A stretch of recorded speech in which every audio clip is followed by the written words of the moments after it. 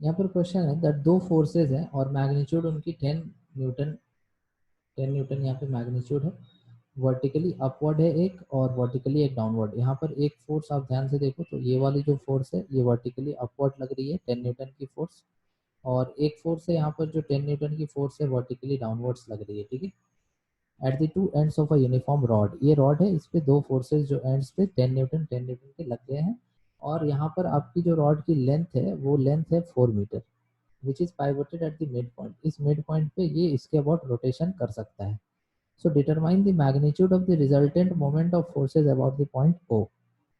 ओ के अबाउट जो आपका रिजल्टेंट मोमेंट आएगा, कहने का मतलब रिजल्टेंट टॉर्क आएगा, वो निकालना है। तो सबसे पहले आपको ये मान लो पॉइंट ए है और ये पॉइंट बी है, ठीक है। तो पहले आपको टॉर्क, मोमेंट ऑफ फोर्स कहने का मतलब टॉर्क, तो सबसे पहले आपको टॉर्क ड्यू टू ए निकाल लो।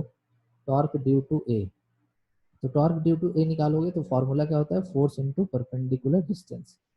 फोर्स इंटू परपेंडिकुलर डिस्टेंस, ठीक है। फोर्स इंटू परपेंडिकुलर डिस्टेंस, यहाँ पर हमारा जो फोर्स है वो है 10 न्यूटन का, और परपेंडिकुलर डिस्टेंस आप ध्यान से देखो तो 2 मीटर होगा, यहाँ से लेकर के यहाँ तक 2 मीटर, क्योंकि वो जो है वो मिड पॉइंट है, क्वेश्चन में ऐसा कहा गया है। तो यहाँ पर आपको बीच में मिड पॉइंट पे पाइवोटेड है, तो यहाँ पे 2 मीटर हो गया। तो मीन्स 10 × 2 20 न्यूटन मीटर आपका टॉर्क या मोमेंट ऑफ फोर्स यहाँ पे आएगा ड्यू टू ए। और ये किस तरफ घुमाना चाहेगा, ये आपका घुमाना चाहेगा क्लॉकवाइज, तो ये आप टॉर्क लिख दोगे यहाँ पर कि ये क्लॉकवाइज होगा, ठीक है। नेक्स्ट आप क्या करोगे, नेक्स्ट आप निकाल लोगे torque due to B. Torque due to B, torque due to B अगर आपको निकालना है तो टॉर्क ड्यू टू बी निकालने के लिए फिर से वही force into perpendicular distance. Force हमारा 10 न्यूटन का है और परपेंडिकुलर डिस्टेंस जो है यहाँ पे 2 मीटर है, तो फिर से आपका आ गया 20 न्यूटन मीटर।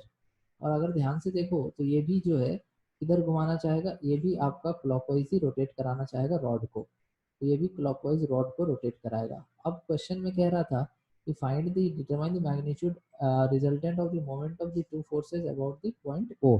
टोटल आपको निकालना है, तो टोटल निकालने के लिए आप क्या करोगे, तो टोटल मोमेंट निकालने के लिए आप दोनों मोमेंट्स को ऐड करोगे, बिकॉज दोनों की डायरेक्शन क्या है, सेम है। तो total moment of the forces, total moment of forces अगर यहाँ पर चाहिए, तो टोटल मोमेंट ऑफ फोर्सेज निकालना है अगर, तो सिंपल आप 20 newton metre clockwise plus 20 newton metre clockwise दोनों ऐड हो जाएगा, और फाइनल आंसर हमारा आ जाएगा 40 न्यूटन मीटर क्लॉकवाइज।